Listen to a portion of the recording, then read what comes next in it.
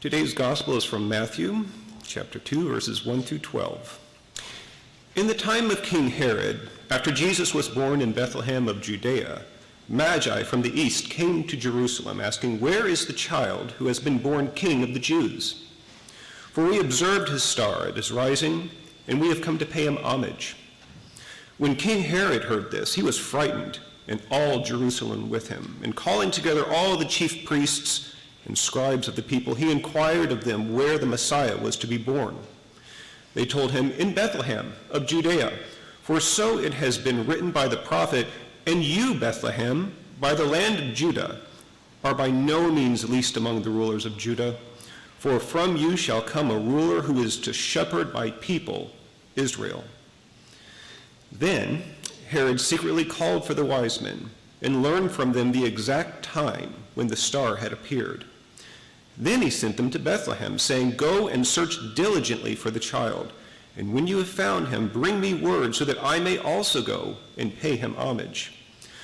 When they had heard the king, they set out, and there ahead of them went the star that they had been seeing at its rising, until it stopped over the place where the child was. When they saw that the star had stopped, they were overwhelmed with joy. On entering the house, they saw the child with Mary, his mother, and they knelt down and paid him homage. Then, opening their treasure chests, they offered him gold, frankincense, and myrrh. And having been warned in a dream not to return to Herod, they left for their own country by another road. There ends the reading of the gospel. You may be seated. I begin with the words of Frederick Buechner, perhaps my favorite Presbyterian author and pastor, who wrote, "Luckily for the Holy Child, after the three Magi had followed their star to the manger and left him presents, they were tipped off in a dream to avoid Herod like the plague on their way home. Herod was fit to be tied when he realized he had been fooled and ordered the murder of every male child 2 years old and under in the district. For all his enormous power, he knew there was somebody in diapers more powerful still. The wisdom of the foolish is perhaps nowhere better illustrated." It feels like, for me at least, it feels like a holy time. Now, I know all time is holy if we're wide awake, and yet sometimes I am more aware of it than others. I like to start working on pieces of my sermon on Monday, and I did. Matt called on Wednesday, and he said, "Are you busy?" And I said, "Oh, no, I'm just reading this NASA thing about a star and how some people think it may be the star over Bethlehem." And I can chase bunnies like nobody else. I love, love, love the research piece of sermons.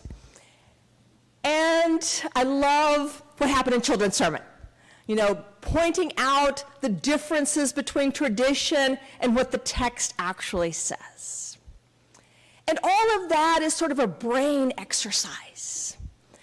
And then, intentionally, for the first time I've ever done this at any church, I write this thing called Pastor's Heart.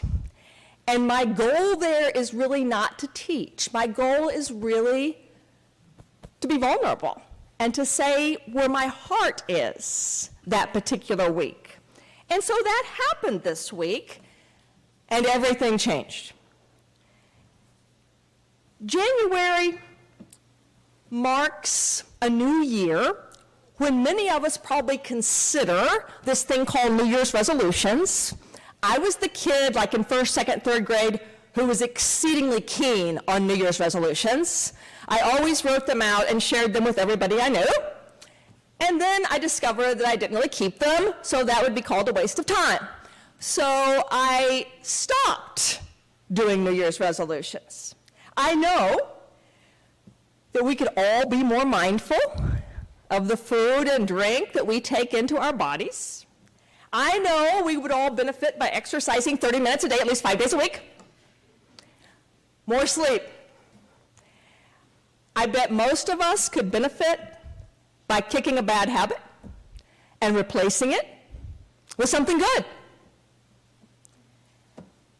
Then I read, one of my commitments was to read a meditation every morning this year from a book called The Language of Letting Go. So, sure enough, on New Year's Day, I read it, just as planned. And the first thing it said was, make New Year's goals. I was skeptical, but I kept reading. Now I'm going to read to you. I've actually printed it out, but I'm reading exactly what she writes. Dig within and discover what you would like to have happen to your life this year. It is an affirmation that you're interested in living fully in the year to come. Goals give us direction on a conscious and subconscious level. What would you like to have happen in your life this year? What would you like to do? What good would you like to attract to your life? What particular areas of growth would you like to have happen to you? What blocks of character defects would you like removed? She continues. Take a piece of paper and a few hours of your time and write it all down as an affirmation of you, your life, and your ability to choose. Certainly, things happen that are out of our control, she continues, but they are all part of the chapter that will be this year in our life and lead us forward in our story. You all were given stars today in your sacks, where Judy Wyrick has written a word for the year for you. I want this to be an epiphany year for me. I see that was a mistake. I should have known better. Okay. Now those kids from children's sermons are going, but she told us not to open them. Okay. I am seeking to make this a year of epiphany, and my word is resilience. A year of looking up in hopes of seeing a manifestation of the divine. In my life, some moments of epiphany have happened in nature. How about the rest of you? Have you had some moments of epiphany in nature? Standing at the ocean, skiing down the Alps, flying through the clouds, hiking among the sequoias, walking in my neighborhood, sitting by my fire pit. This year, every day I want to see. I want to see something of beauty and give thanks for it. This reminds me, I'm not even kidding. It's the beauty of having outdoor services. It really made me feel more comfortable in this pulpit. So, you guys are going to be my picture of beauty today. Here we go. My goal is, a year from now, to have 365 pictures of beauty, to take one picture every day. If you have a cell phone and you think that's interesting, I invite you to join me in that. I know some of you are struggling right now with a variety of things, but to seek one place of beauty every day can make a difference. I am seeking to make this a year of epiphany in hopes of hearing a manifestation of the divine. a chirp. I have a little bird feeder right outside my office window at home. A meow. We're trying to teach our cat to meow. Yes, we are. A guitar, a cello, waves, crackling wood, singing, the sounds of one of my children's voices every day. I'll keep you posted about how that goes. The sounds of friends' voices and loved ones. This year, I want to hear beauty every day. I want to seek it. I am seeking to make this a year of epiphany, a year of looking up in hopes of tasting a manifestation of the divine. In my life, epiphanies have happened. In the breaking of the bread, in the raising of the glass, in the words exchanged around this table, and restaurants, and homes, and coffee shops. I may have told you all a story. It's really, it was one of those life-changing moments for me, and I'm trying to be open to this again. For my 50th birthday, I invited my 50 favorite humans. And most of them showed up, like from Seattle, Washington, and Boston, and Austin, Texas. Like, they came, and we had a party. And we had music and lots of food. And we didn't have much chit-chat. You know what we did? At my party, we all sat in the square inside out, and we had a conversation that lasted 4 hours, where one at a time people stood and told stories. And it was one of the most meaningful nights of my life, and I know I can't replicate that, but I have decided, and I've written down the names, and I'm going to email all these humans, and all of this happened because I was writing Pastor's Heart on Friday morning. I have decided to invite to dinner, either where I fly and see them or they come to see me, once a month, to sit in an intentional conversation. Remember My Dinner with Andre? Anybody ever watch that movie? An intentional conversation where you sit and talk about the meaning of life. I'll let you know how that goes. It's 2022. We will all turn a year older this year. We're captives on the carousel of time, as Joni Mitchell sang. Most of us are in the afternoon or evenings of our lives. You know, I was a little slow to figure this out, because it didn't occur to me till I was 50. And even then I thought, oh, I think I'm halfway done. And then my friend who's a doctor said, oh, no, you're 50, you're 2/3 done. It's like, okay, I think what we're talking about here, if you look at the average life expectancy, that if you're over 40, you're in the afternoon of your life. Carl Jung wrote, and I'm going to talk about Jung quite a bit here for the next few moments. One cannot live the afternoon of life according to the program of life's morning.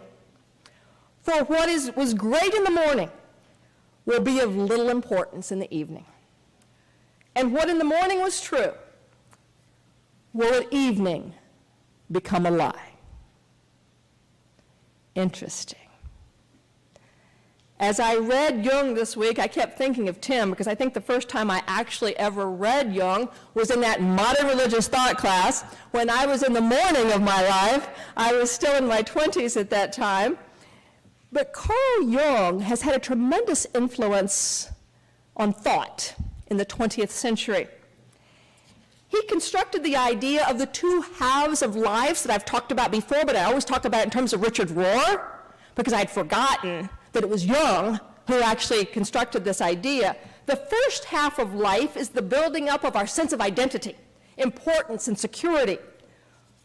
What Freud would call, and you all know the word, ego. Consider our story that John read.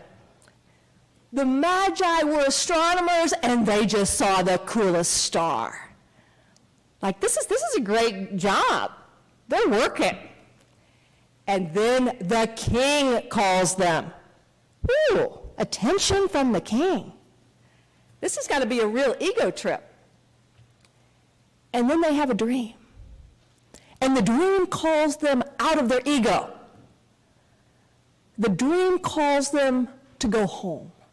The dream calls them to the second half of life, where you're not thinking about yourself, but where you're thinking about the other. It happens pretty quickly in the story. It happens pretty slowly in real life. In real life, we have to discover it through failure. Yeah, failure. And we have to discover it through loss. The consciousness that our conscious self is not really all we are. Our conscious self always makes us look acceptable. So we fool ourselves. We find real purpose and identity at a much deeper level than the conscious self we present to the world, where we're trying to look acceptable to everybody. Now, I no longer think, Jung was maybe a little more optimistic than me, I no longer think that this really happens to everybody. I think you can suffer significant losses in life, because I've seen people do this and just breeze right on with their ego. They don't really change as a result of failure and significant loss. But for some, failure and loss changes everything. And you are never the same for the better. In the afternoon, evening of life, the ego still has a place, but now in the service of the true self. The ego becomes a container.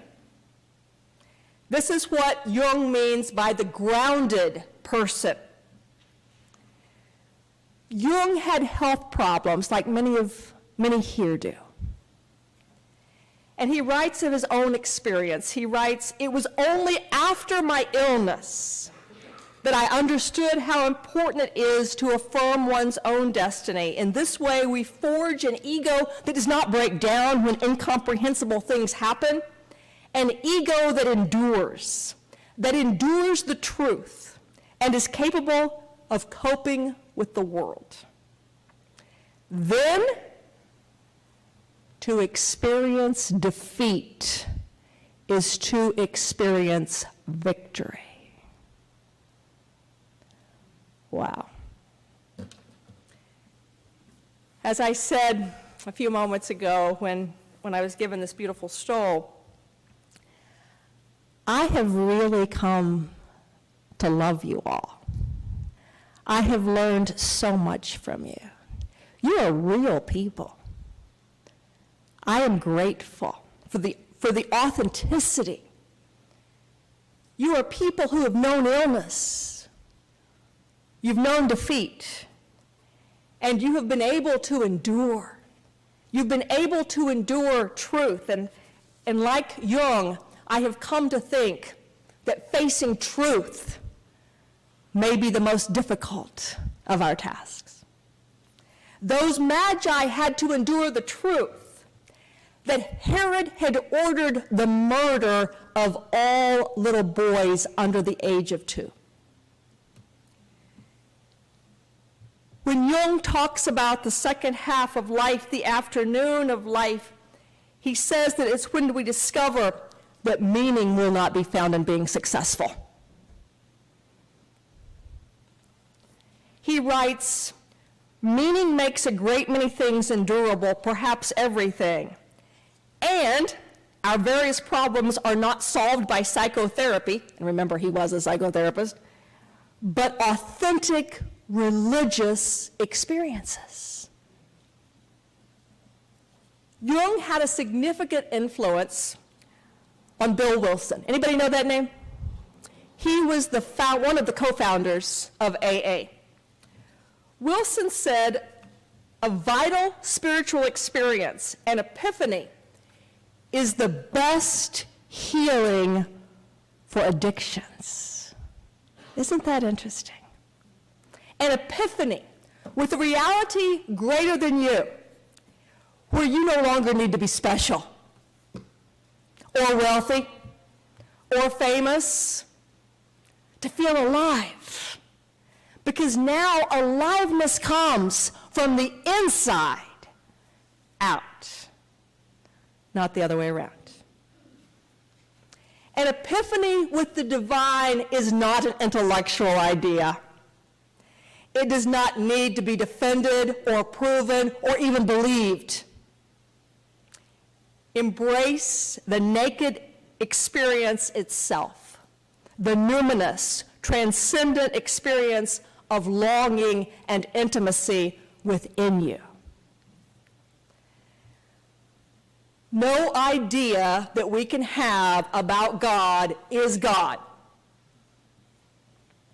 But the experience of God's action in you is what grounds you. Let us listen to the words of a few mystics. Augustine, God is more intimate to me than I am to myself. Meister Eckhart, between God and the soul, there is no distance. Catherine of Genoa, my deepest me is God. The Magi experienced God. They did not know where they were going, but they chose to follow a star. What stars are we going to follow in 2022? What are your goals? As I said in the epistle, we got to get on the camel. For me, meaningful conversations, to see the faces of those I love and to hear their voices. For others, maybe it's walking, and I have to say this for Chris because I kept thinking of you when I found this book called Wanderlust, A History of Walking. Have you read that, Chris? 2002. I'll show you where you can find it on your Kindle. She writes, the magic of the street is the mingling of the errand with epiphany. We do not plan epiphanies when we go for a walk, but we choose to follow the star. Emily Dickinson wrote, the sailor cannot see the north, but knows the needle can. We cannot see our destination, but we can choose to follow the star. I cannot tell you where my life, my relationships, this church, or this country is going in 2022. But I can tell you the star that I hope to follow.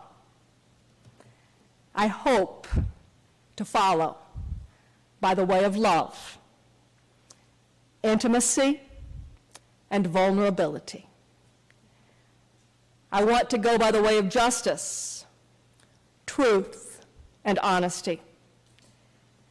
I want to go by the way of compassion, inclusion, welcome, and care for others. I want to go by the way of integrity and authenticity. I want to go by the way of gratitude and forgiveness. Here's the paradox in today's gospel.